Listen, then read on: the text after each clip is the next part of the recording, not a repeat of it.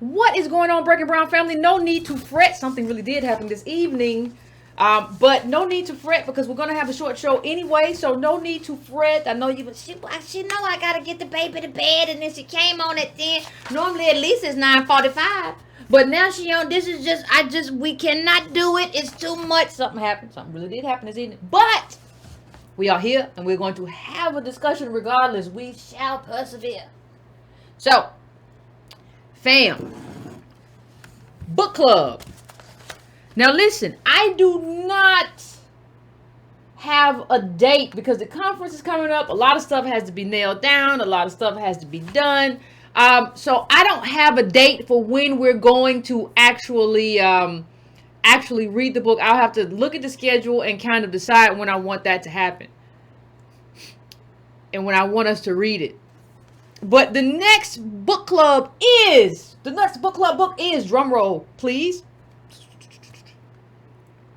Martin Luther King Jr.'s Where Do We Go From Here? Now, you all know that I do not have any sacred cows. I do not reserve criticism, just like people do not reserve criticism when it comes to me. I just prefer that all of my criticism be constructive. My criticism has to be constructive. That is the rule. I'm not here to just tear you down. I am here to provide constructive criticism, and that is what I do to everyone else. And that is what I'm doing. That's what we're going to do for this book.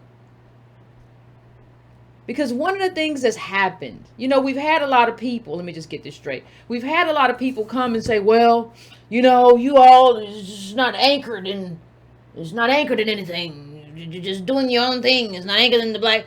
So I want to really, if I'm not mistaken, this was the last book the king wrote before his assassination. Um, Trying to kind of grapple with an essay form, like the essays kind of like grapple with where do we go from here and what are, and I kind of want to look at that in a sense of when we're looking at our heroes and everything like that. I want to look at something very specific. I want to look at what they got right as well as what they got wrong, because one of the things that we have to learn is how to critique and criticize our heroes, because it's necessary, and we have to critique them and not deify them. Hold on. We have to critique them and honor them, but we cannot deify them. These people are not gods. And we honor them because Dr. King died for us and what he believed, and we honor that, and we will. But we have to build on that in 21st century. A globalist economy that I don't even know whether he could have imagined.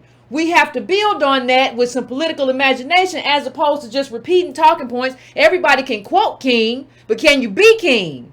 Everybody want to quote Malcolm X, but can you be X in 2019? We have to go beyond just quoting people and quoting the people that we respect, and actually building on their legacy and tweaking it where we see it needs to be tweaked, what they got right, what they got wrong.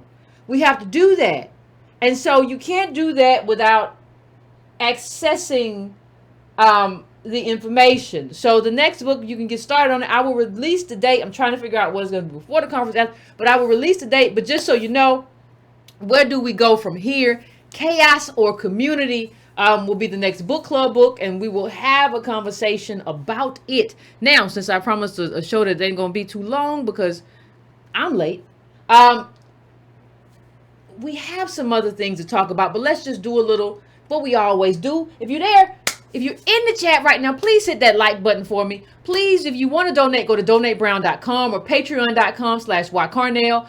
You can also just share the video. Go to subscribetobrown.com and add your name to the email list. It costs you nothing to absolutely do that. If you want to do something that costs you nothing, you can also hit that bell. Just smash that bell and get notifications if you don't already. Just do that for me. If you want to get the newsletter, the link will be in the description. That's $2 a month. Whatever you want to do, however you want to do it. Like I said, the best thing you can do for free is just hit that like button for me. Or go to subscribetobrown.com if you have not, and give me your email address. No cost to you. Very beneficial to what we do here and the project that we're involved with. So please, if you haven't done that, please do it. So as we get into the show tonight, I have to, for those of you who were here Monday night, I think you know that Reggie from Boston, he's a friend of the show. I think you know that he shut it down. Right? And one of the things that he said about this thing that people put in front of us, that you have to shut down capitalism in order to get reparations, it just kind of reared its ugly head in the past day or two. So I thought it was essential that we kind of come back to it, because here we go all over again. Now, before I get into that, I want to go with what we know. I want to talk about what we know right now, right here. Because sometimes when you're in a particular period, you don't get a feel for the period that you're in. So you don't get a feel for it. So you don't really understand the power of the moment that you're in. But there's a lot of power in the moment that we're in for a very specific reason. The case that we're making about data, the reason we're able to make it is because a lot of data has been released. There have been a lot of books written. We know about slavery. We know how long that lasted. We know about Jim Crow. We know about the accrued disadvantage slavery built. We know what slavery built in terms of it built America. We also know what it did to us and the cost that we paid and still pay multi-generationally, that kind of oppression.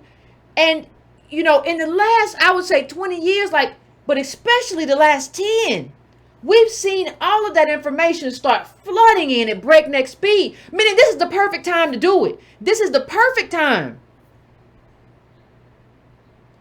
The perfect time for reparations. And you see it with all of the reparations claims that we've seen. Everybody's doing their own claim. It's not just the Jewish people. It's all over. We saw with the Aboriginals, and everybody is making a claim because this is the moment for that, because we finally can access the cost. We finally are able to kind of crunch numbers and see what the cost was and who this group is in relation to whatever country they're in. With us, it's ADOS in relation to America. We built the country, and then you made us a bottom caste and oppressed us multi-generationally. That's what we're doing, and that's what we understand. This is quite the moment. If you really understand this moment, then you understand that this is quite the moment to be alive. An oppressed, enslaved group. We're not supposed to be here. But we end up being an essential, consequential voting bloc of one of the main two parties. We're not even supposed to be here. And we're ADOS, right? But nobody sent us anywhere after, quote unquote, the end of slavery, and we stayed here. And we have a cost to the oppression, not supposed to be here. And then we see the re-enslavement, slavery by another name. We see it all. We see how everything just kind of turned in a very specific kind of way. We see not just slavery by another name, which was convict leasing. We see the mass incarceration. We see that after Reconstruction, there was no help. Everything, all of the information is there and is quantifiable. And so now is the time to make a claim. Best time to make a claim. No other time works better. We see what we see. Just let's do a little review. Let's go back for the people who just got here. We see you in the back. Hello. 229 years to build the wealth of a white family, but only if the white family stands still. And they're not standing still. They just got the Trump tax cuts. The top 20. And everybody else is doing so well. But not us. We're suffering from multi-generational oppression, and we built the country. And so now we begin to see, and I'm stringing this out for a reason, because it all matters in terms of, it's like you're making a case. We're making a case and we won. It's all here. Boom. Here you go. Boom. There it is. Watch that. Back up. Throw the fire. It's right there. Bunch of different historians, bunch of different economists are saying the same thing. The 100-year penalty for being black. Let me bring this up a little bit, and I'm going to bring in a quote just 1 second. So you all have seen this before if you've been here a while, but let's just do a little refresher before we go into what we're going to go into. Inherited racial disadvantage, more than poverty, explains why generations of African Americans have not reached economic parity with whites. There's a penalty. There's a penalty extending all the way from slavery all the way to here.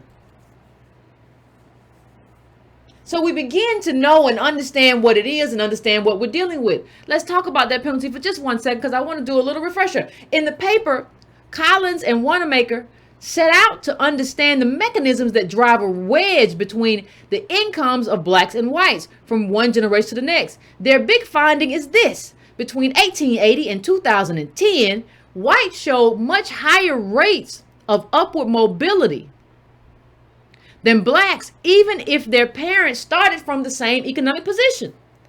There is a specific penalty for black people, which is independent of whatever income their fathers earn, Wanamaker tells City Lab. That is a penalty for being ADOS. Even if we're born into the middle class, we fall back down, because that's what a caste does. You can't get out. It's a net. It's going to catch you right here at the bottom. Put you back in your place. That is a sign of being a caste. That's the caste system. So when you really begin to look at it, median wealth of black Americans will fall to zero. I'm just bringing it all in. I'm just showing you how we've had all of this information come in to make the case for reparations. There is no question anymore. There is nobody has argued. I saw somebody arguing, is it constitutional? Has it been constitutional to give everybody else reparations? What are you talking about? So it is a given to me, and it should be a given to everybody, that the case has been made. The case for reparations is solid, and there is no refuting it. We're in the area of no refutation. When you look at this line, the ever-growing gap, Black, Latino, white household wealth, 1983, 2013. Now, understand, we've been here 400 years. That is not the case for the other group down there with us. Right? That is indicative that we are a caste. We're that little orange line that kind of bottom lines at the bottom and just flat, just lays there. That's us.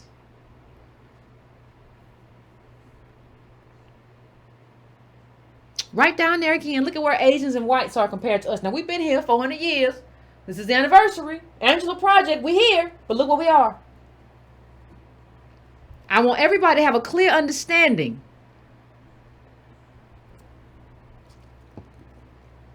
of where we are. But to also have a clear understanding of how we got here. Right? So, as I go into this, I don't like mentioning names because I don't want anybody, if I haven't cleared it, I don't want anybody to say, Yvette, you mentioned my name. But I had a very good Twitter conversation with a friend, a very bright friend. And it was over this. Apparently the Democratic Socialists of America, shared this reparations video. And it was basically a mockery of reparations. Oh, child, I got my $16,000 check. What I'm going to do? I got it now. I'm going to go spend. What, you ain't get yours? Oh, well, that's why you got a white daddy. Uh-huh. It was weird. It was poorly done. It wasn't creative. It wasn't well written. But that's not even the biggest part. It's not even the biggest part to me that the people who were doing the project are uncreative people who should be like working at the QT. That's not the problem. The problem I have is that it was done as a mockery. Now, it wasn't a whole film. It was part of a crowdfunding thing. But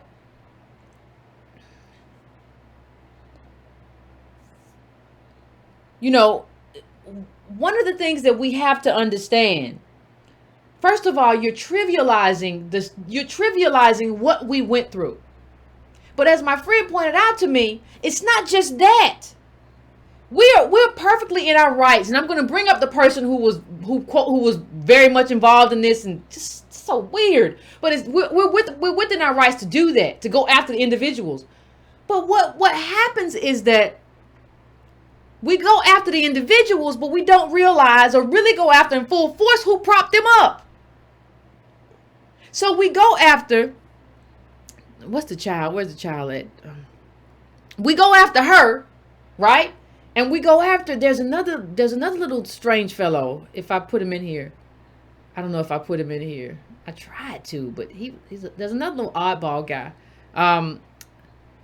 who was also doing this little mockumentary. That's a word, right? A mockumentary. He was doing this, and we go after them because they're quote unquote black or brown people. But we don't really go after who propped them up, especially if it's on the left. Like, see, we can see Candace Owens. We have had a lot of conversations. That's a mule right there. People who mule for the party and not for the people. We have had a lot of conversations about Candace Owens, and I have criticized her harshly for a lot of reasons, and I stand by that. It's awful. But we don't understand that these people are she's elevated by conservatism. And she's elevated and put in that position so that she can take the bullets, right? In terms of she can take all the heat from Black America, as opposed to like the conservatives who put her up. Turning Point, the people who fund Turning Point. All of those people, all the conservatives, all of the right, they prop her up. We go at her like, oh, isn't Candace Owens awful? No. Who gave her a microphone? Because they gave her a microphone so that we would go after her and ignore them. Same thing happens on the left. The same things happen. It's the same thing. You give these brown people a microphone so that I come after her. And she has no problem with me coming after her because she's saying, hey, I'm going to eat off of this. I'm going to be elevated within the Democratic Socialists because of this. I'm making this little mockumentary of your stuff and you don't matter.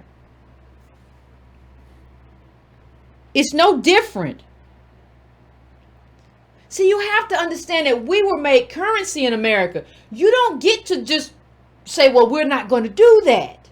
Or you don't get to mock that. I'm not the kind of person who would ever, I can talk about where I agree or disagree with DACA, but I'm not going to mock you.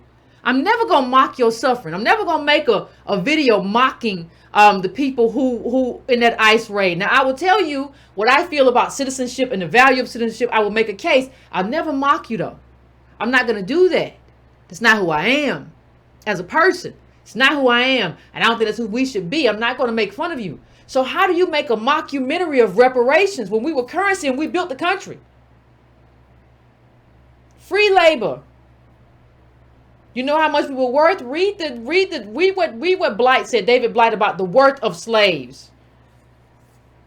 In comparison to railroads and all of the wealth. That's who we are. That's what you're mocking with that video. And we can't just put it on the people who made the video.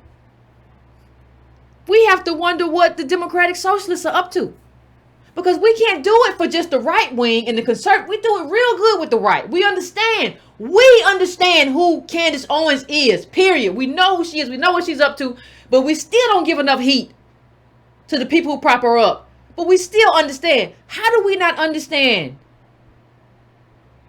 When the Democratic Socialists promote a video that mocks reparations, how do we not understand what they're up to? And how do we not understand that both these people are mules for a certain ideology? You're mules for the white right, and you're mules for the white left. None of you all are us. None of you all are race first people. See, there's a lot. This is what you have to be. You have to be either ADOS first.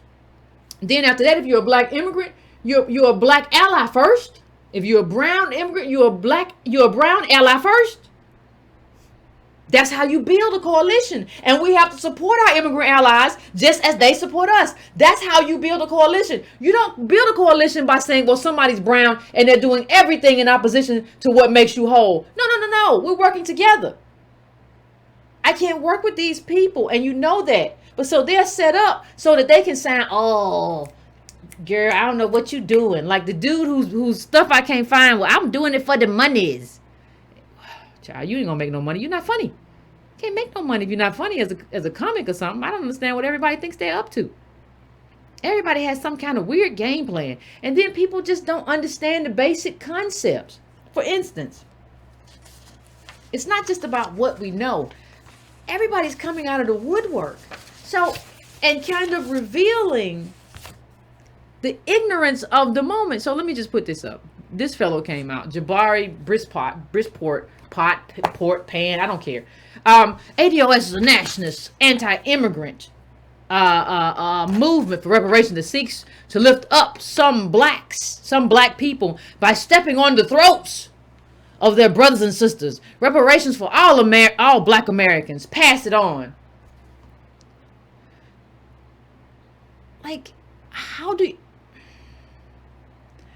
you write that and not realize that it's stupid? And maybe you're stupid for writing it. I don't know. I don't know whether you're playing a game or what. That movie that just came out, this little chick said 16K. It's 16K. How do you say that? How does that make sense in your mind? It's trillions. You don't know what it is. You haven't studied anything. You have no idea. It's the same way with Jewish Americans. They're still paying it until they fix it. You have no idea. You went and got a little New York Times article. You're not built for this. So hush. Like little 20-something-year-old girl. And I have no problem with age, but you haven't done the work, and you're not built for this space. You're just doing what? You just reciting weird talking points. And your little comedian friend is like, I do it for the monies. Like, what are y'all doing? But I go back to this fellow, and it's very interesting. He said, you understand when you say reparations for all blacks, you're stealing. You're saying I am a thief. Because understand, I will not go to Haiti, Jamaica, anywhere and say reparations for all blacks, including me too. No. I have no justice claim here. I have no justice claim in Haiti. I have no justice claim in Jamaica. Leave that to CARICOM. That's what you do. Leave that to CARICOM. That has nothing to do with me. I will support you. Understand something. I will support you. If I'm in Jamaica, if I'm in Haiti, and I've said this 1,000 times, I will support you. I will absolutely support you. But what I will not do is act like I suffered. Even if I was born there. That's not, no. I'm not going to tell them people. Who are you to say all black? Because the justice claim is based on our justice claim is based on a multi-generational loss that extends from slavery. We built the country and then we were multi-generationally oppressed. It is slavery and accrued disadvantage. That's what it is. You have no idea what you're talking about. I am embarrassed for you. And who do you think you are? Like, we have let these people get out of pocket to where they feel like they can just say anything.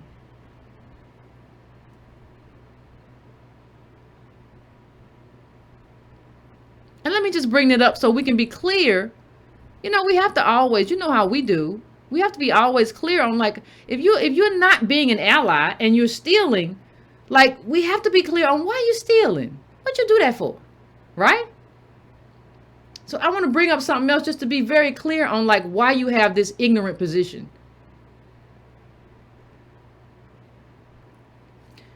Brisport is a third-generation resident of Prospect Heights. He's the proud Caribbean son of an immigrant father and a tireless mother.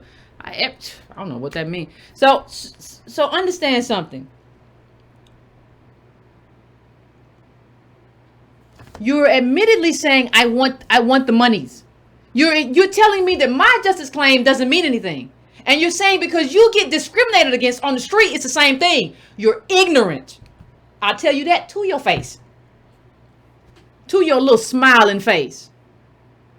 Because I would never do that. I would never disrespect.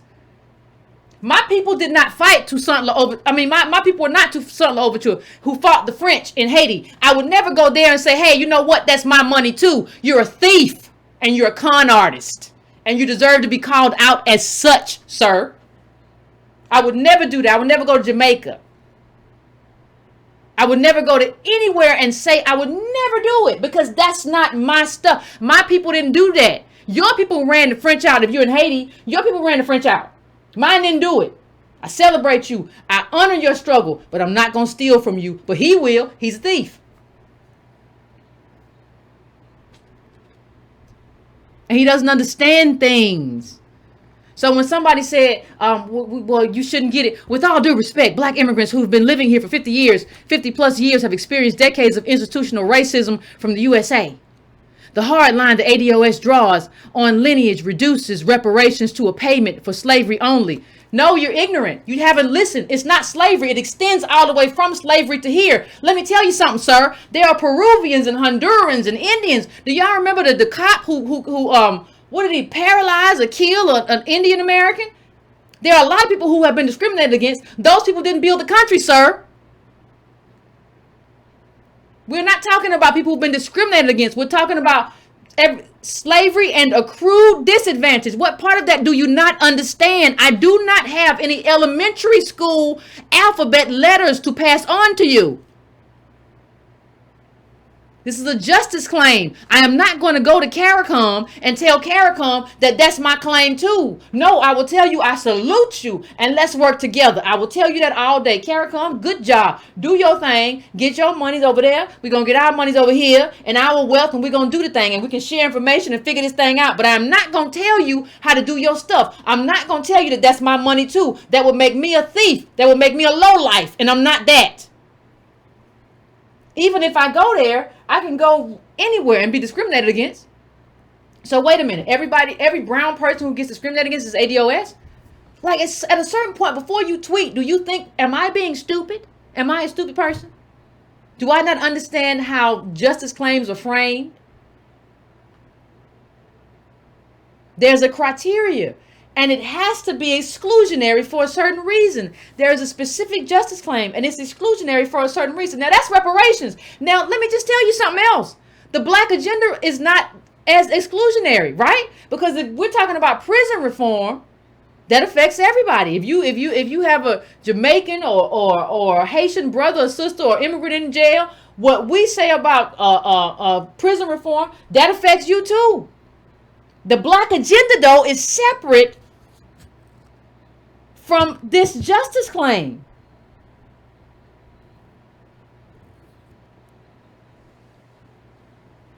That's not the same thing. See, you came here voluntarily. See, the thing is, how do you come here? How do you come to a racist country voluntarily and then cry foul? How do you do it?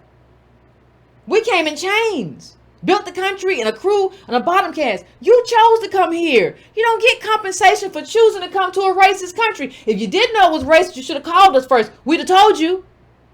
You don't get compensation for that, sir. You made a choice. Now you decide what kind of choice it was, and let me tell you, we've already paid the cost for you to be here, because if we hadn't done what we did as ADOS to make a pathway for you to be here, you wouldn't be here. And here you are talking trash. Who do you think you are? By what right, sir? Body Pot, what was his name? But so what was the child's name? Bridgeport. And what makes you think you get to decide who gets what? Who are you? Like, who are you? I've never heard of you. Before today, I've never heard of you, Blue Check. You got less followers. Who are you to make a decision? Oh, the arrogance is something to watch. The level of arrogance is, I've never seen anything like it. Not trying to work with us and say, well, we understand your claim and we think you're owed it, but we also think some other stuff has to happen too. That's how you work with us. You just want to get online and just dog us out. And you think I'm not coming for you? Brispat? How have we as a group allowed this to get so out of hand? That Brispat decide he can come up here and just say, well, I'm telling you it's for everybody black. I would never go Haiti, Jamaica, anywhere and say it's for everybody black. Doesn't make sense. So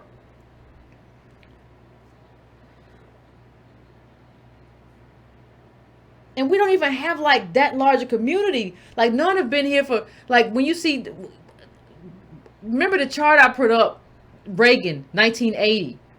Like that was the explosion, right? And he just says 50 plus years. So living the cost of voluntarily immigrating here 50 plus years is the same of multi-generational oppression of the people who built the country. Delete your whole Twitter. Just delete it. Throw it away. Because I want everybody to understand what we're seeing. Because I'm going to put this up too. Because the black socialists of America decided they wanted to get into it too.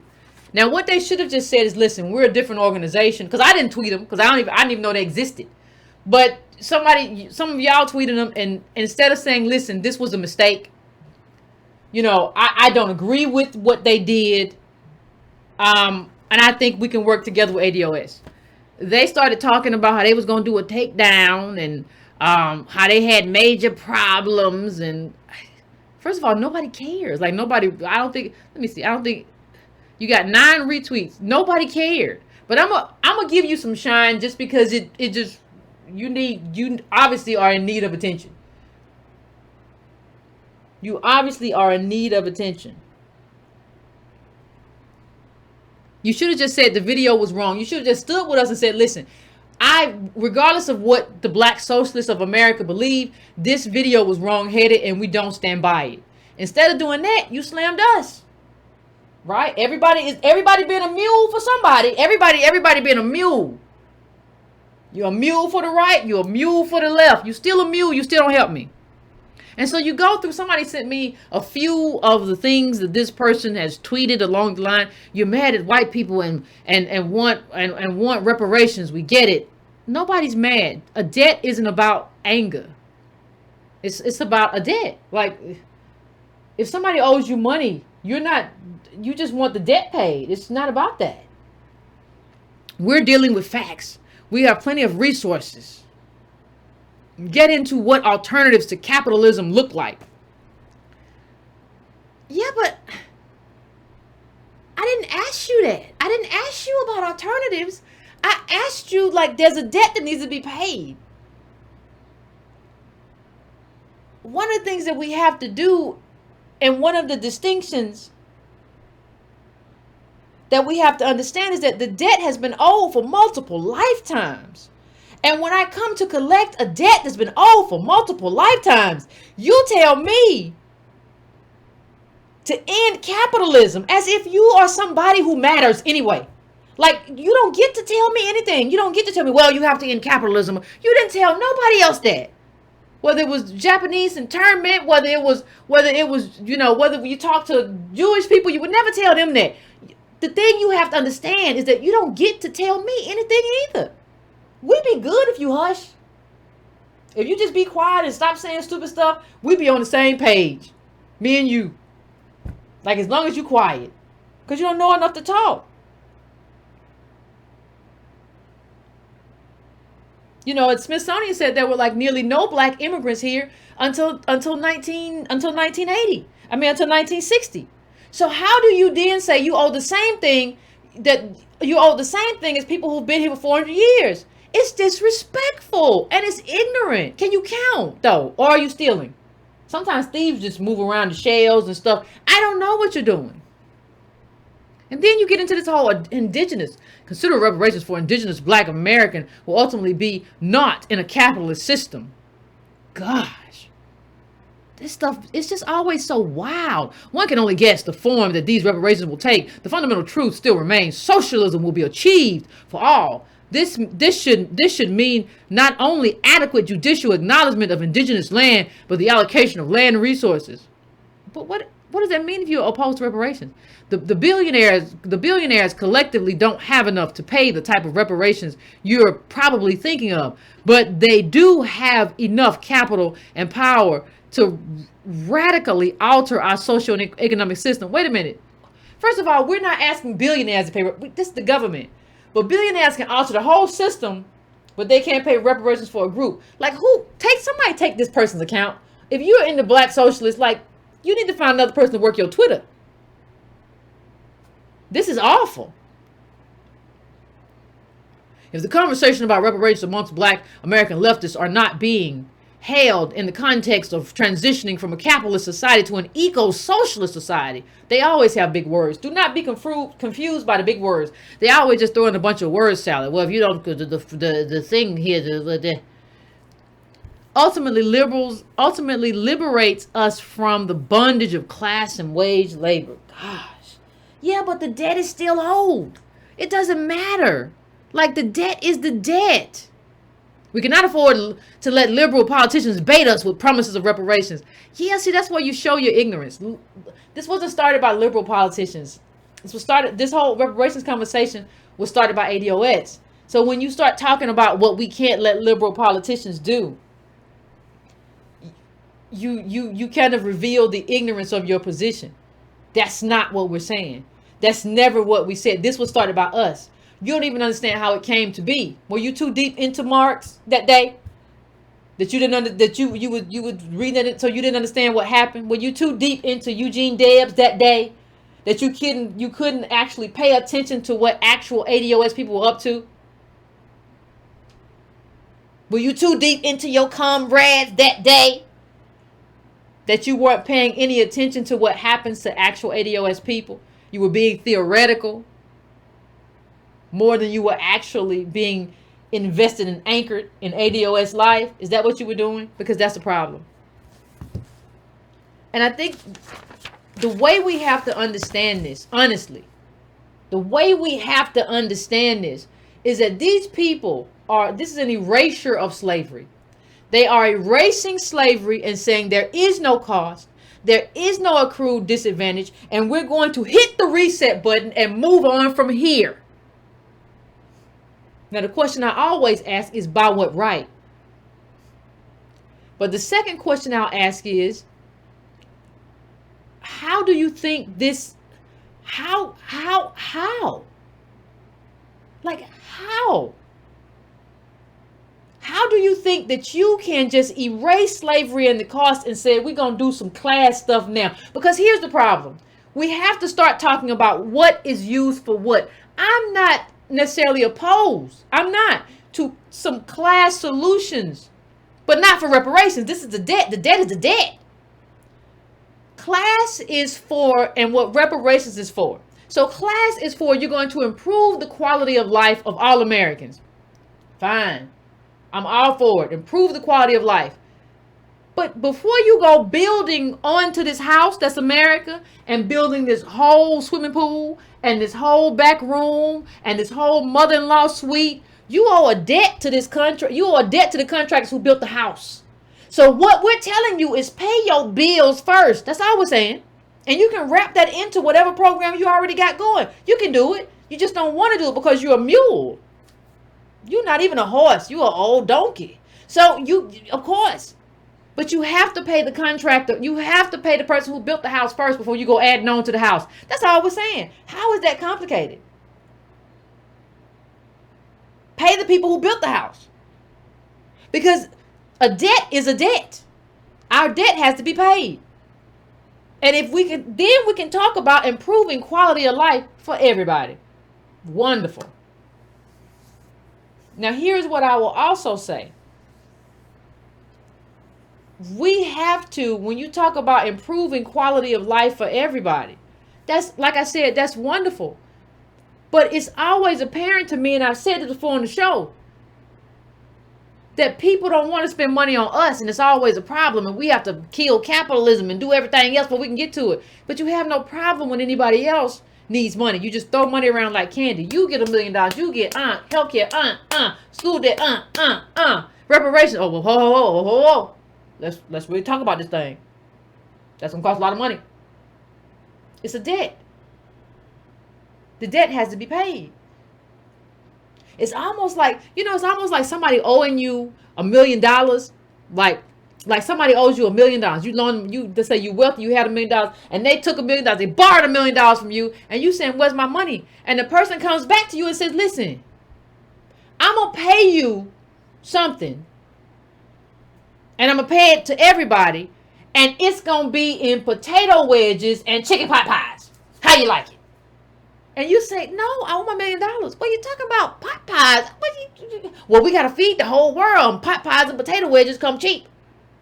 And if you say, "No, I want the money," they say, "Well, why are you being so disagreeable? I'm trying to feed the world with pot pies and potato wedges and some green peas. I'll throw them in for free, and you being disagreeable. What is wrong with you?" "Oh, there's nothing wrong with me. You owe me $1 million, though. What are you talking about?" That's what this conversation is. And when you get into it, you realize that the people that we're even talking to don't even understand anything. And you realize this is the fellow. It's comedy. See, the thing is, it's not comedy. The only person who was able to really do like Jewish comedy, like I've seen, was like Seinfeld or whatever. Like it's not. But it wasn't that. You don't get to do that. And you don't get to like make a mockery of it. It built the country, and we're still suffering. And this is who you are. And you are not. This is not just you. You're covering an organization that is trying to kill reparations. Candace Owens is the same as these people right here. Because they're covering for groups that want to kill reparations for the right. They don't want to do reparations at all because they have their own thing. Some of them are anti-ADOS. Others of them are free market. Others of them opportunity and believe in America that doesn't exist. On this other side, you have another group who has something else going on. And let me just say, it's not just about the money. It's about the privilege. So you'll say you don't have to get it. We can't even get HR 40 passed to allow research on the subject. ADOS rhetoric is meant to divide us. No, you're dividing us. You're doing that. That's not the road that's going to lead us to a check. It's not just about a check. Like, are you 12? Also, she says, be careful that you're not siding with a group of people who are anti-immigrant, anti-mixed race, anti-interracial relationships, anti-gay, white nationalists back, pro-Trump, all in the name of trying to shame a short film. No, your film is stupid. And you stupid too. And you're not funny. Like, yes, nobody should even protest this film. Don't protest it because it's going to crash and burn of its own merits. If it was halfway decent, I would say go pro. No, there's no reason to. The people who wrote the film aren't funny. They're not funny comedians. They're not creative people. There's no reason to protest anything.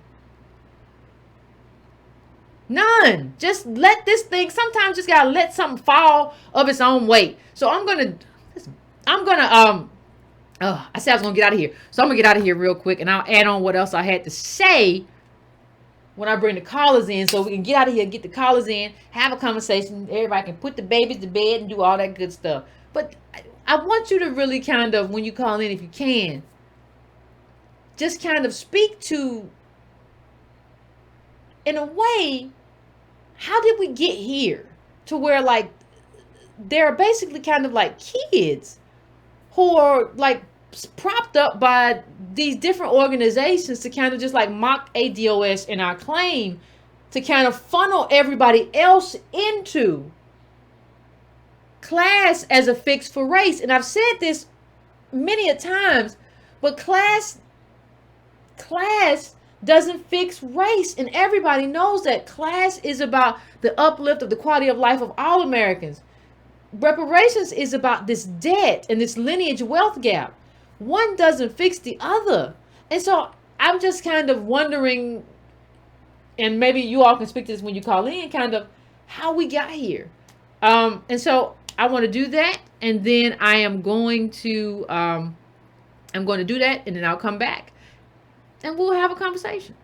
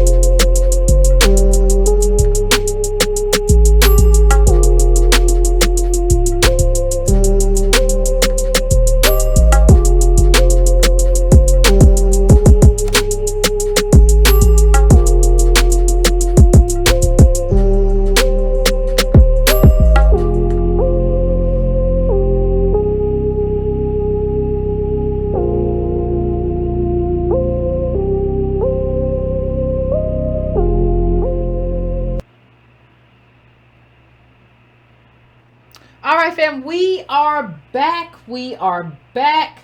I am going to 310. 310, what's going on? What up, y'all? This Tone Talks. Shout out for the show that happened earlier this week. I kind of wanted to get in here to do some house cleaning. Got a couple points I want to get through. Yvette, can you pull up the tweet with the other image that I sent you so that we can get clear? Because, you got these people talking, and I don't just be talking. So, the young man, I've never heard of him before, Bridgeport, he said, with all due respect, black immigrants who've been living here for 50 plus years have ... I don't really want to play with this man. I just want to talk about reality. Because I know we say it, I want to bring it on screen so we're really clear that once you get this wrong, there's nothing else to do. Because you don't understand the root of your argument is based on something that never happened and somebody failed you. Maybe it was your daddy. He didn't tell you how long he's been here. Let's read this thing. Before 1965, and again, before I even start reading, what you notice at the top, this is from the Smithsonian. Before 1965, black people of foreign birth residing in the U.S. were nearly invisible. Let's stop for a second. See, the Shirley Chisholm, Marcus Garvey narrative has made black immigrants not understand that almost all of y'all came after 1965. And really, which means after civil rights. And really, some of y'all came in the 80s and even into the 90s. I don't understand how people that came in the 80s and 90s are telling us who family built this country or the bones of this country anything. See, what happens is because we aren't in a separate country like Jamaica or Haiti. There's a disrespect baked in. So because they have a separate country that actually they did whatever they did to colonialism or to slavery, what happens is there's an automatic respect for the fact that you have done something and that if I come there, I owe a respect. Because that country doesn't exist inside of America, they're basically saying that we didn't ever happen. That's what he's saying. So let's finish the reading. Before 1965, black people of foreign birth residing in the U.S. were nearly invisible. Let's do the math, Yvette. That's all we can do is numbers, right? That's all. 2020, 20 years puts us back in the 1980s. You said 50 plus, though. So we're going to go 55 just to be fair. We're not going to go 10. We're going to go 55. That puts us at 1965. So what he's saying is exactly against this statement here. Let's keep going, though. According to the 1960 census, their percentage of the population was to the right of the decimal point. But after 1965, men and women of African descent entered the United States in ever-increasing numbers. During the 90s, some 900,000 black immigrants came from the Caribbean. Can we pull up the Pew? Mm-hmm. All we do is data in here. So when you look at the Pew, you see the major introduction of the black immigrant came through the Ronald Reagan administration. Between 1965 and 1980, we saw about 700,000 black immigrants across the board, mostly from the Caribbean islands, not from Africa. The African immigrant came with the introduction of Reagan's administration. I don't know if everybody wants to connect everything and make their own arguments and look into how it happened, but this is what happened. So you have a guy who largely is telling us, tell us about your daddy. When did your daddy come? When did your daddy get to these shores? And what did your daddy do politically here? And don't tell us no Kamala shit. Excuse my language. Don't tell us no Kamala stuff. Don't tell us that they was out here fighting in the streets and they was protesters. No, tell us what your daddy did here. When you look at this chart, what you see is an explosion happened from 1980 into 2016. Again, this is the Pew Research, the most recent chart that they have. This man is trying to make it seem like because you have a family that got here in 1985 or 1995 or 2005, we all should get the same thing. Now, no expert actually agrees with him. This is just his personal kid belief. Sandy Darity, who's the leading expert that everybody sources, has basically said to me over multiple personal conversations while we did reports together that it has to be the sum of being from slavery and Jim Crow. Part of the reason of that is because you came here voluntarily. Nobody told you to come here. We were brought here under shifts. to this country. Now, don't tell me nothing about, well, I went to the transatlantic slave trade and I went to the Caribbean as a slave. But then you came to America on a plane or on a boat with seats or some other way. But you chose to come here. And I think for a lot of us, we don't want to get honest about once he gets that wrong, there's nothing else he can say. He's finished. Some stuff gets you finished in the conversation. You don't know enough. Go sit down. They keep saying $16,000 in a check. We talking multi-trillion-dollar debt. See, what they're saying is that, Yvette, I love your house analogy, but I want to add to it. See, they trying to say that we basically funded the doorknob and the locks of the house. But what it is that our bones are the foundation of the home. See, they trying to trivialize what reparations is by saying $16,000 check. But what they don't understand is that what it is about giving us privilege, the privilege that an ownership class gets, that a bunch of white people are getting right now that shouldn't get it. Now, I don't care how they figure it out. I don't care if they don't have the money. All I want is my bread. Bar none, period. For those people that don't understand that, I'm talking real stuff. Understand this. Look, when you see the video from Byron Allen, know that I talked to him this week. This isn't just like idealistic. I'm trying to show y'all that this is real. Right now, there's a Supreme Court case, and understand that the kid might be listening. He don't understand. We talking on another level. So you go back and talk to the Democratic Socialists, we talking real bread.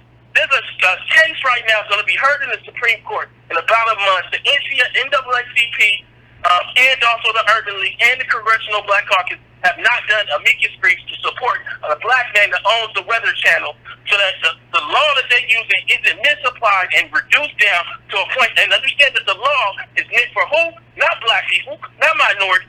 It's meant for the descendants of slaves in America. We talking real stuff right now, and these people are talking ideas. I need y'all, like I said in the video, and I'm not doing this for Byron. I'm doing this as a message of what ADOS represents and what ADOS can do as a movement. These groups owe us, and they need to get active and do these briefs. I don't care if they owe Comcast a favor or whatever reason they're not doing it. They need to do the briefs to support Byron Allen and the fact that this law is our law, and we need it to be read broadly, not narrowly. The Civil Rights Act of 1866, you can go pull it up for yourself. It was built for the descendant of slaves because they knew coming out of into Reconstruction that they would not do fair business with us, and they had to be forced. Private sector business and the government had to be forced to treat black descendants of slaves just as evenly as white people. And I'm saying all this because the last thing I just want to bring in, and it ties right in. It ties into this whole discussion. I didn't get to call in with the Sheila Jackson Lee and I have no idea why Kamala Harris and Sheila Jackson Lee, two people that are Jamaican, are basically being asked in the first person about our money. I don't understand. I think it's a failure of John Conyers to have handed it to Sheila Jackson Lee. I know ADOS wasn't up. It's up now. I don't understand why she's speaking for us. She gets no bread from me. Maybe her kids do, through the posse. But I don't understand why she's speaking for us and trying to make our reparations claim into a black agenda. You can argue for a black agenda separately, as Yvette has pointed out. But our reparations plan is going to require cash. And one of the things that I say, and I said this to Gary and I said this to Yvette, and I'll leave it at this. H.R. 40 gets no run unless it has an initial amount of between $500 billion to $1 trillion at execution. If we don't get that far to get a bill on the president's desk, it needs to actually have $500 billion to $1 trillion at signing.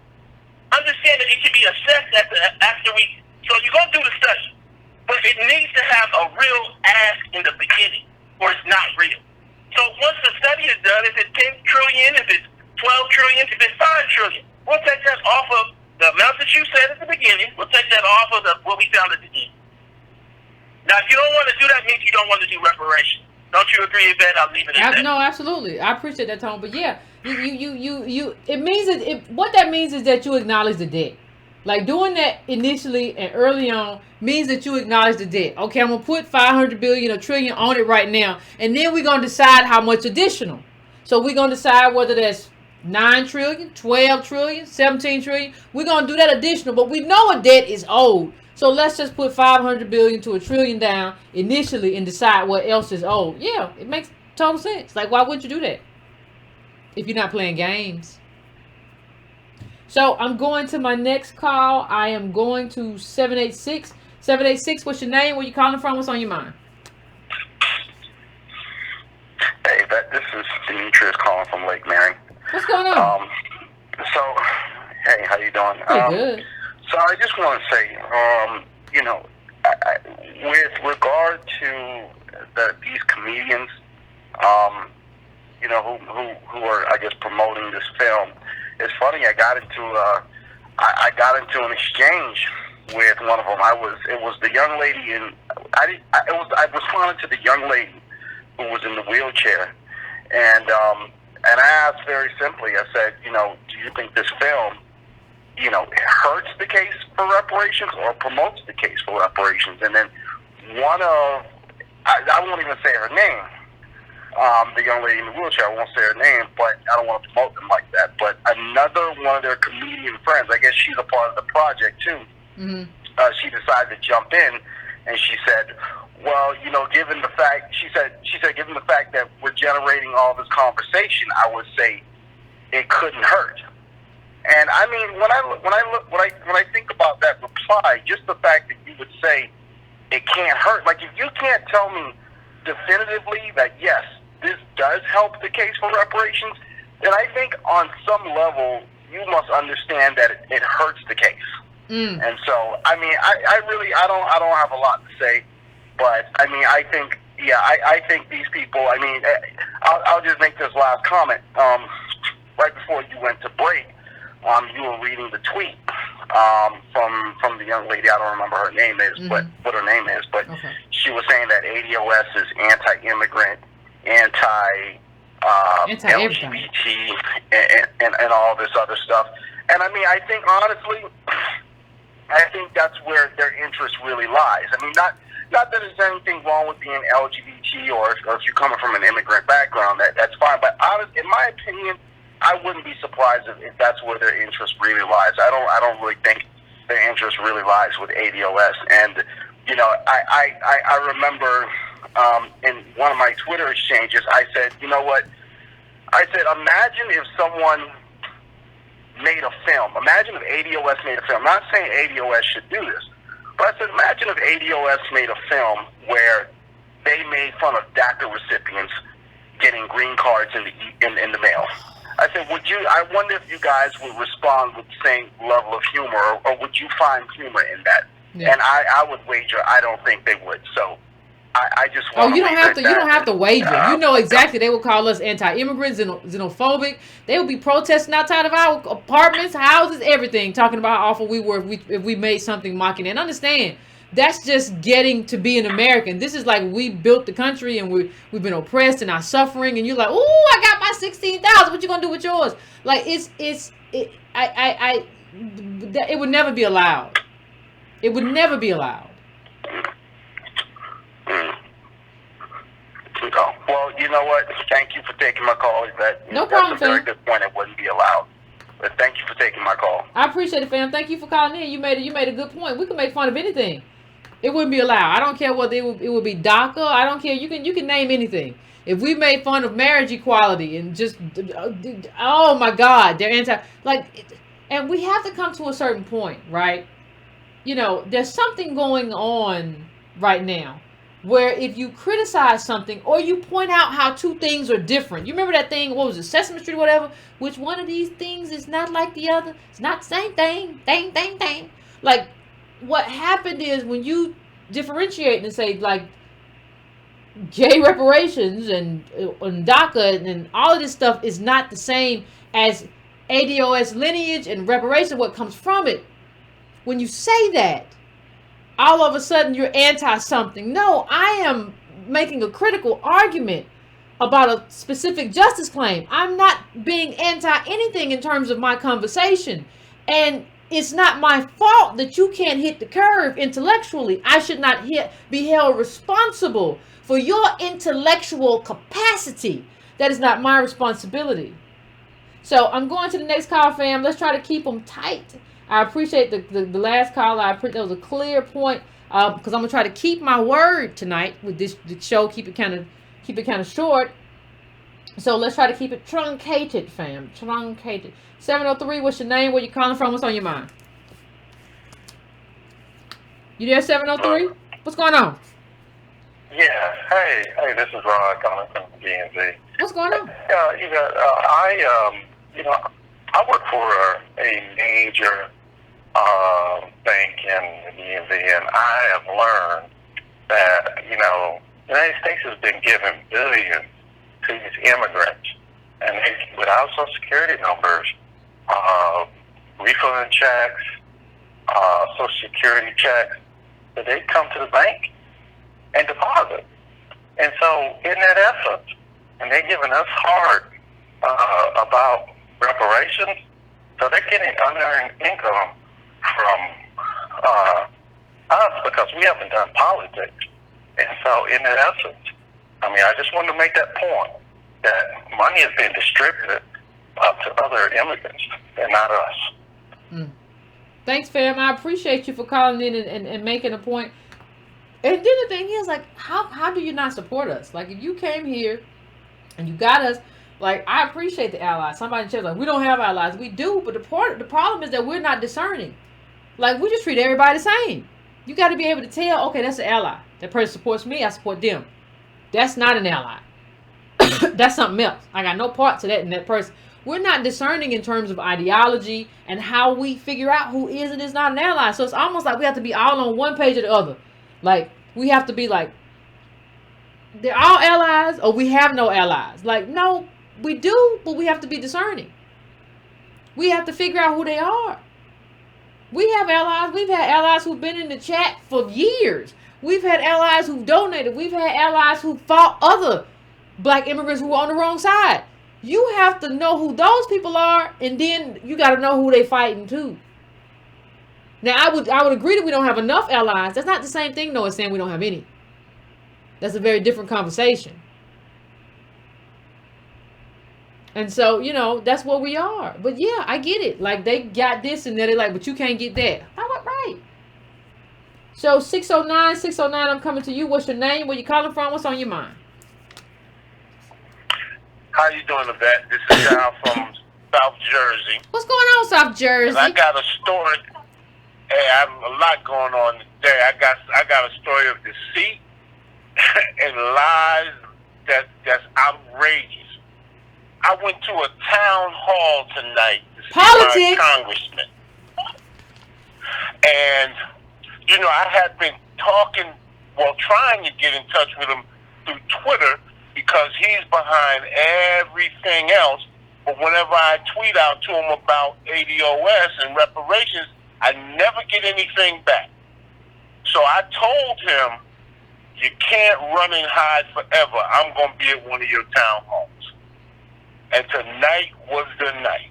Uh-oh. I got there early because, it was in a white town, and, that they get there early. They do. I got there early. I was front and center.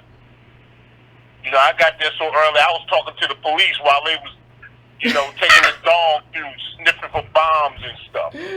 But anyway. You were having a conversation. So you were having a conversation with the badge numbers.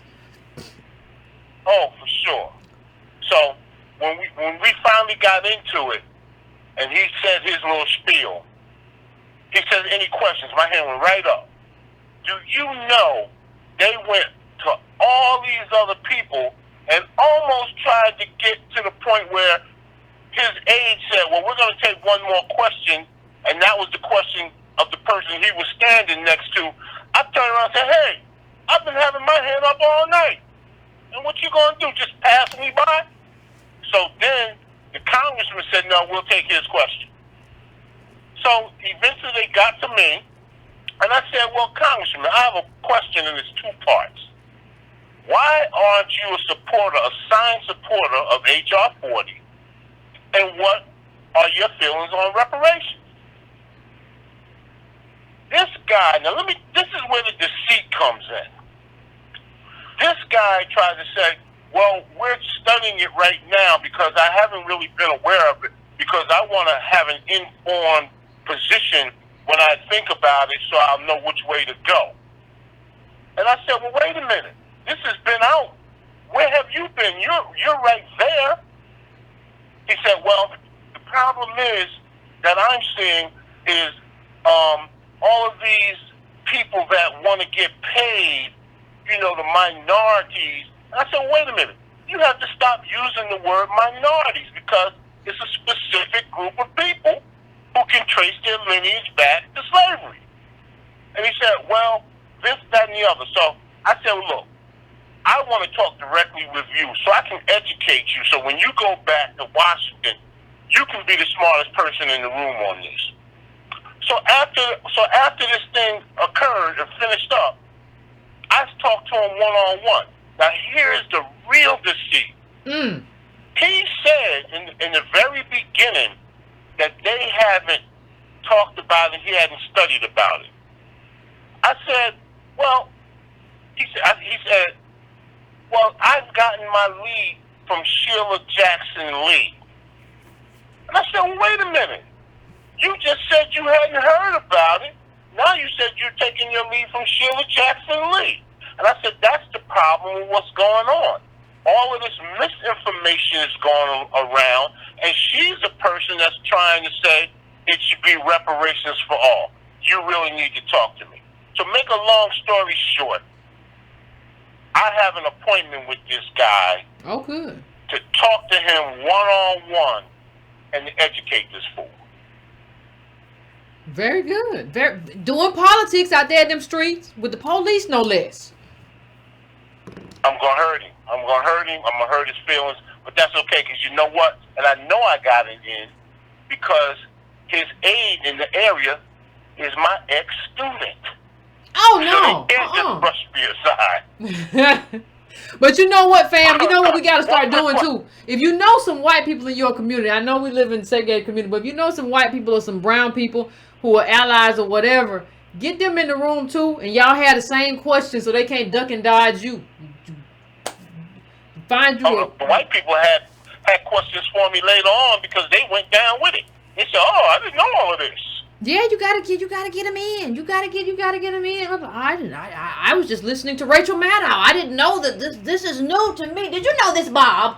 Did you know what this young man is saying? Yeah, that's what they do. They don't know. Like there's a lot that they do know, and they be playing games. But there's a lot that they don't know, and they go to people who are duplicitous to try to find information. And then when they run into you, they're like, oh. Right. So you're right, and fam. you know, one last thing, I have a quick question for you, because you've been on the Hill. All right. Now, what I've found is that many times when you try to get to these people through email and Twitter, they never see the questions that you ask them as their aides. Is that true? That's true. What we do, though, or what I used to do when we were there, like if there was, like we were the ones who responded. But what we will also do, if there was a big response on something, like it's your job to tell your member, that's your member of Congress, it's your job to tell them, like, listen, like when you meet with them, like that was usually like when I was there, like a once a week meeting, like this is a big deal. I've gotten like 400 calls and I've done like 300 letters.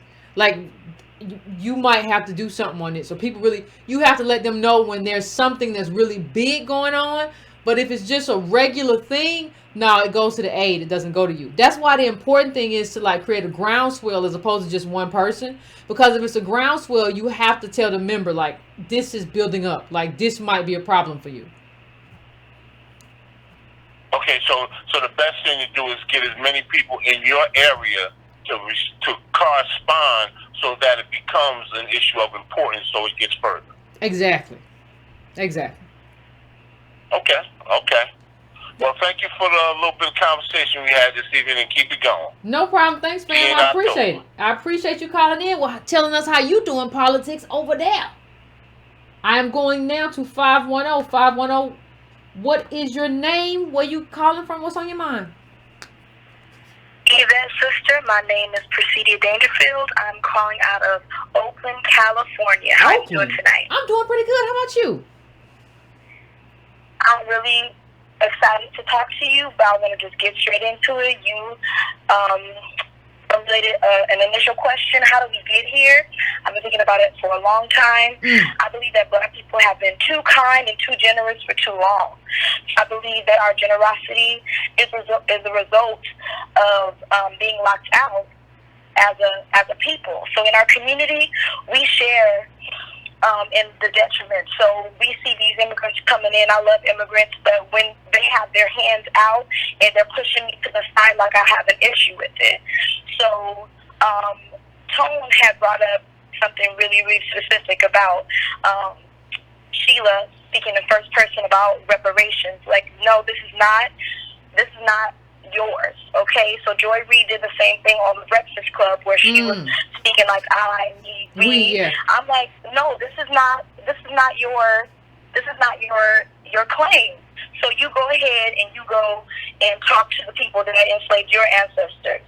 And so a lot of things have come up about the anti this and that. I stated in the comment section, no, we're just anti-stupid. If you are showing a lack of intelligence or common sense, I'm anti-stupid. Like, I'm anti-you.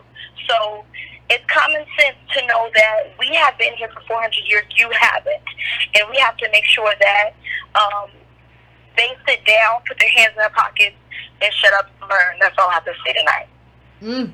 Thank you, fam. I appreciate it. Yeah, I think that's how you have to kind of assess people. Like, you have to assess people based on their politics relative to you. Not their politics in general, their politics in terms of the party, or their politics in terms of leftism or liberalism. Their politics in terms of ADOSness. That's how you assess it. That's how you determine this is an ally. Oh, this is not an ally. They're doing some other stuff. That's how you assess it. You don't go in one way and it's, we don't have any allies, or we only have, no, we have some, but you have to be able to assess them, right? You have to be able to make assessments like, how do I assess an ally? What is your ideology? What's your view on reparations? What do you think? What does it amount to? Like, you have to be able to really kind of gauge those questions. Never go into a situation thinking you know. Just don't do it. Fam, I am going to 912. 912, what's your name? Where you calling from? What's on your mind? Hi, Yvette. Can you hear me? I can hear you fine. What's going on? All right. My name is Bernard.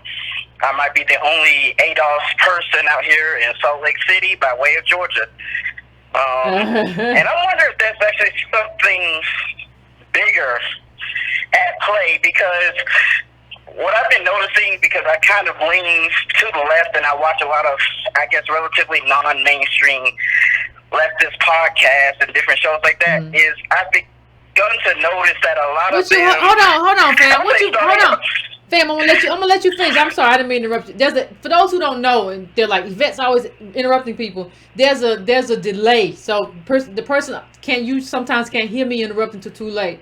You say you listen to a lot of leftist podcasts. What you be listening to? Chapo Trap House? What you be? I'm just asking. No, I don't actually like them that much.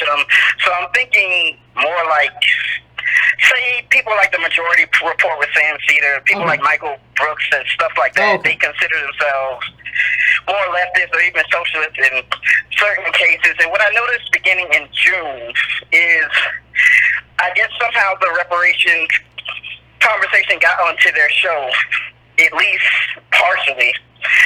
And what I noticed is a dismissive attitude. Like, I was watching Michael Brooks, for example, and noticed how he was sitting there. I think I might have even DM'd you about this, but he was sitting there with some woman beside him, and they both claimed to be socialists, and somehow the reparations conversation came up, and what Michael Brooks said is, I wonder where this is coming from, like this talk about reparations. Then the female says, I don't know why people are talking about that, because you have to face facts that you're not going to get it. And I'm kind of like, so, and they're on the Bernie train, by the way. So I'm kind of wondering if people are actually concerned that we're not just going to willingly jump on the Bernie train. Like, I don't know. Yeah, but nobody ever says, like, well, the thing about Medicare for All is that you have to know that you're not going to get it. Like, nobody says about cancellation of student debt. Exactly. That was my point. So I'm thinking, like, so you want me to assume that we will automatically get Medicare for all or free college if we vote for Bernie, but reparations, that's unattainable. And the thing is, nobody. And the thing is, like, nobody. This is the disrespect for ADOS. Nobody would ever tell Jewish Americans, like, just know that you're not gonna get it and just go somewhere and sit down and shut up. Like, because nobody would ever do that because it's a debt, and the world understands that debt is owed, right? And I agree. Like, nobody would ever say that. It's a disrespect to ADOS. Like, we're never gonna get it. Like, what you should be doing if you're an ally of ADOS, even if you're a white leftist or whatever, is saying, like, I'm gonna do everything I can to help you get it because you're owed that. And if you can't do that, then you're not my ally. Exactly. The SA people support. Yep. Yeah, like, that's all I'm trying to say. Yeah, no, thank you, fam. I appreciate it. Like, I don't think we understand the distinctions that need to be made here. Like, if America decides to get rid of student debt, right? That's America just being great and just saying, we're going to unburden you. We're going to give you this money to pay this off because it's too much for you. That is kind of like America taking care of Americans, doing kind of like charity, right? No, with us, we built the country. You owe a debt. So how do you fast forward over here to do this like charitable college giveaway, but you don't pay the debt? The reason this country is here is because of us. This is a debt. You don't want to pay the debt, but you want to just pass out money. It's like the doggone Price is Right with you, just giving away stuff, but you don't want to pay the debt. We built this thing for you to be here and even have a school to go to. This is us. We're the bones of the bones of this country. But you don't want to do that. But you want to give away everything. We're not asking for charity. We just want you to pay the debt. This is not a charity. And you don't get to tell me anything. Stop thinking you get to tell. You don't get to dictate to me. Like, that's not how this works. It's not how any of this works. So I'm going now to 706. 706, what's your name? Where you calling from? What's on your mind? Hey, Yvette. It's Venus from Georgia. What's going on, Venus? I'm calling. So, my thought was, I'm going back to the original question you asked, how do we get here? And my thought on this is, in our schools, we're not learning about, they don't really teach us about Jim Crow. They don't teach us about redlining. These aren't things that they tell you as a black ADOS. You live through these things, but your white counterparts, they're not living through it, and they're not being taught it in schools either, but we're living through it. So we feel stuff, and we're always like, hey, this feels racist. This feels, because I'm black. And so, they're throwing out your race card or whatever. And I think now, that same generation, from my generation, I'm 39, that same generation, now we're grown, and really, the brand new immigrants, they don't understand because, one, they haven't lived through it and felt it and had that kind of disconnect with it, and our white American peers, they didn't live it, I'm not talking about the ones who were dressing up as the Klan and all of them. I'm talking about just the ones going to school with us, learning the same things that we're learning in school. Like, we weren't learning the same things. And so when I think about it now, and they're coming out and they're like attacking ADOS, and they have all this opposition to breaking people apart. Like Tone did a show the other day, and they're talking about everything's just divisive. This is divisive. And in truth, to me, it's like they don't really understand anything. They don't understand what we went through. They don't understand what we're going through now. They don't know about how we didn't get the 40 acres and the mule, and the ones who did got it snatched from them. Mm-hmm. They don't understand the not being able to get a job as an ADOS person, and that's why we're here now. They come in and they're like, oh, well, I came here, I've been here a couple of generations, or maybe I'm first generation, and I can get a job, and I can excel here, and I can do this and do that, and climb mountaintops or whatever. But the ADOS people are still struggling to try to reach that. Yeah, you said climb mountaintops. No, I know I just said you said climb mountaintops. Right. So they're doing the most, and then they're like, well, why aren't you doing this, and why aren't you doing that? And then everything else becomes a dodge. It's like the new race card, So it's like, oh, well, you're just saying that because you're, like, it's like the new immigrants come here, the black ones, and they literally put you back in that block in that box with the, oh, you must just be a lazy Black American, and that's why you don't have anything, and they can't understand all the extra stuff. They may know about slavery. They may know about, racism, but it's not even about racism. It's not about, like, you come off the plane and you're Black and you can't catch a cab or whatever, and so, now we're sisters and in the struggle, because you can't catch a cab. It's, like, totally different. Yeah. Yeah. And I don't think they understand that. They're doing the same thing while they just look at you, and so they assume that you have the same life as them, the same abilities, the same wealth situation, and they're like, well, if I can do it, you can do it, and you've been here for so long and haven't done it, so it must be a problem with you, not a problem with the system. And then they go on to like hate against ADOS and the reparations movement, because they're like, they didn't need the reparations. Yeah, but but depending on where you're coming from, I don't even know if your people sold slaves. So if your people sold my people here, I don't know whether you would need reparations or not. Like if your people, if you West Africa and you sold my people here, then of course you don't. You was in the flesh trade. So like we have to distinguish, but they'll use like Garvey. Like they'll be like, well, Garvey, but you're from Nigeria. How are you using Garvey as like the marker? Like we let these people all like hodgepodge into one group and like unite like Voltron or something, and like so they can all claim each other with all these different countries. No, claim where you're from. Let's talk specifically about where you're from if you're gonna do that. And then when you do that, everything falls apart. When I was listening to the interview that on Al Jazeera News Network that Tone Talks was on, they were literally like, the guy that was on there, the African actor guy, he didn't say what country he was from. He was always like, well, as an African. And it's like, when you in Africa, you're not going around talking about as an African. You say where you from, who your tribe, who you roll with. You say all of that stuff. But when you come over here and you want to steal stuff from us, then it's like we were all one big tribe and you're being divisive. They're being all extra. Yeah, you're exactly right, fam. I'm gonna let you go, but you're exactly right, and that's why when Tone brought it up, like Africa's 54 countries, like, well, I know that. Well, then tell where you're from, then, if you know it. I don't go around saying I'm North American. It ain't. We don't got Mexico and America and Canada. But I still don't go around saying as a North American. Like, say where you're from. Say where you're from. Don't just say that. We know what you're doing. I'm gonna take another call. 347. What's on your mind? What's up, Yvette? Not much. What's going on to the Breaking Down family? Calling back again. I'm a first generation. I am son of a Haitian woman, Jamaican father. Okay. And shout out to everybody, fighting a good fight here. And I just want to address something that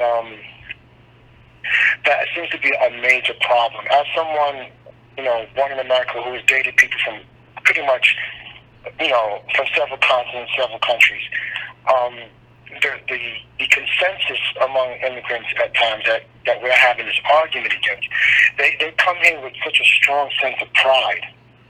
Mm-hmm. And some of that could be based on making the journey here. Some of that could be based on, and this is not to denote, like, if you're a Nigerian and you go to medical school, you deserve your degree, you deserve your job, and, and all of that. And we don't argue that against you. Or at least I don't. I think the problem is that they come here, they achieve that, and then they tell people who were born here, who have lineage here, that they don't deserve something. Mm. And they come into an environment that has been prepared for them. And again, this is not to deny them the right to take advantage of it. It's just this sense of pride that you came and you accomplished. It's like, listen, that's good. You did that, But again, you have not risen above the station of your people. And I think what they forget sometimes is that they had to leave where they came from. Mm. And that the American descendants of slaves had to fight in place and defend in place. Mm.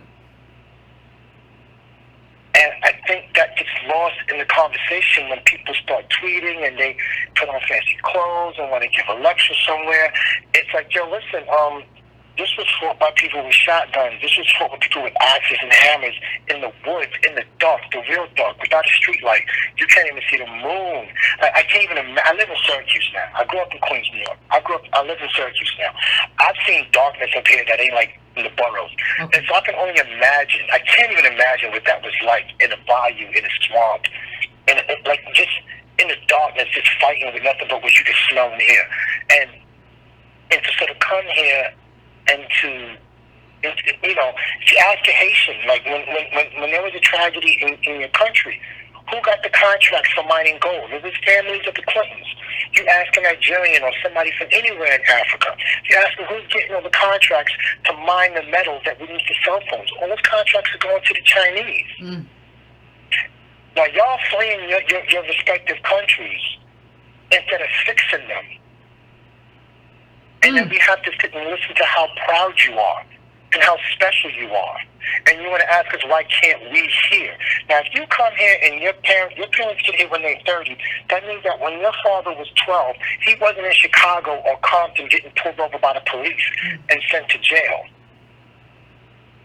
And given a record in his early teenage years, a lot of black men got police records who couldn't even hold jobs that screwed up their kids, their lives. The ramifications don't get discussed when somebody just lands here from another country. And to further that, when people are coming from Guatemala, people are coming from Mexico. So the assumption here, and again, this is not me supporting Trump's rhetoric, but is the assumption that we're not taking in people who were part of drug cartels? Is the assumption that we're not taking in people who may have committed crimes? Because I'm not aware of any database that tracks that from country to country. Now, they're just supposed to let everyone in from everywhere. And then, and excuse me for I might go off track here, but recently I saw a video, Ben Carson, who is a man that I enjoy laughing at on most instances, right? Okay. Yeah, but yes, I know, because you can't help it. And it's not that I hate the brother. I understand. I don't know him personally. He just makes me laugh sometimes. But he was being grilled and demonized for enacting policy, or if I'm saying this wrong, please cut me off, okay? No, or for discussing legislation that would make it difficult for illegal immigrants to receive money for housing. Now, this video is online, and the crazy thing about this is we are at a place where someone like Ben Carson is telling liberals and Democrats, right, that he's asking them, why would you ask me to argue, right, for housing for illegal immigrants when I have American-born citizens here right now? I'm supposed to tell them that they have to wait? Because I'd like you to come down. I want to be there for that conversation. This is Ben Carson making sense in the room. And this is why Trump gets to say, what's better than me? What do you have to lose? Because the people who are supposed to be on our side are making these crazy arguments that make no sense if you're an elderly woman with a grandchild, caring for a grandchild because the dad is in jail, and you need housing in the Bronx, or you need housing in Brooklyn, or you need housing in Queens, and they're telling you, nah, we got like 27 Mexicans already in. There's no more room. And so, again, back to this, people coming from all these places with all this pride. I guess in closing, I just want to say, maybe we could ask them, well, why did you leave? And why aren't you fixing that? And why are you here criticizing this? We got a runner. Yeah. Your voice is needed also. Stop. But the question should be, what did you leave behind, and why didn't you fix that? What are you doing here breaking this? And that's all I'm gonna have. That's all I'm gonna say. Just ask them a question. What's going on in India? What's going on in Pakistan? You ask them to list those injustices before they start coming, and why they're not fixing those. Because I dare you to talk some whatever and get off a plane in Pakistan. Get off a plane in Nigeria after they know you done said one or two things. I dare you. I double dare you. I double dog dare you. Nothing about You this. do it if you bad. Yeah, please. Fam, listen. Instagram. We shut down the show. We done had an ally come in here and shut down the show, fam. I appreciate you calling in because you done shut down the show, and I appreciate you too for all the people who in the chat. We don't have allies or whatever. I appreciate you. I be trying to tell them don't do that. We do. So I appreciate you calling in, fam, because you really. And I have some stuff I'm about to say too about it. So I always appreciate it when people call and say stuff that kind of gets me to thinking. And that's the last call of the night, fam. When people shut it down, they shut it down, and you have to move on. That's just what it is. But something he said too, he was talking about the people who get arrested, and like your father, you weren't here, so your dad didn't get arrested. He didn't get caught up in the mass incarceration net. That's absolutely true. But the other thing that's also absolutely true is that there is not the psychological burden of having been here and dealing with that. See, we don't understand also that we're dealing with a lot of people who come from mostly black countries, whether it is Haiti, or whether it is Ghana, or whether it is Eritrea, whether it is Ethiopia. The mindset of having been here and been in the belly of the beast, and the most efficient white supremacist country in the nation, in the world, the most efficient white supremacist country in the world, and it's a majority and we're the minority. You have to understand that what our psychology is based on what has happened to us and what we know happens to us based on the history in this country. That psychology is different as well. And what the colleges talked about, and I appreciate it, was also about, citizenship.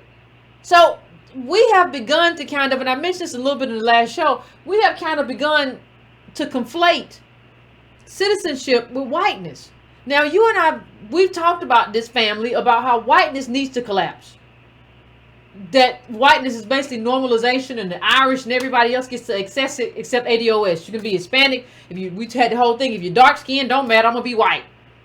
So whiteness has to collapse. Citizenship does not need to collapse. We're still a country, and countries have citizens, and that does not need to go anywhere.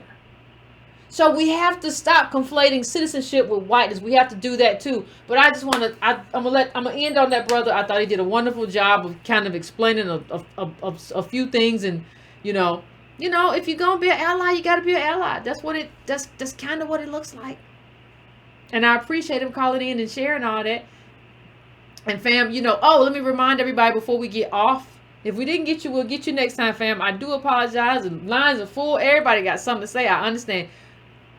This is the book. Where do we go from here? Martin Luther King Jr. I have not set a date for the book, but if you want to get your head start, just go and do that. Of course, it will be at least a month, maybe longer, because there's a lot of stuff that has to be done with the conference. So maybe, that's why I kind of haven't decided when we're going to read the book or have the book club session.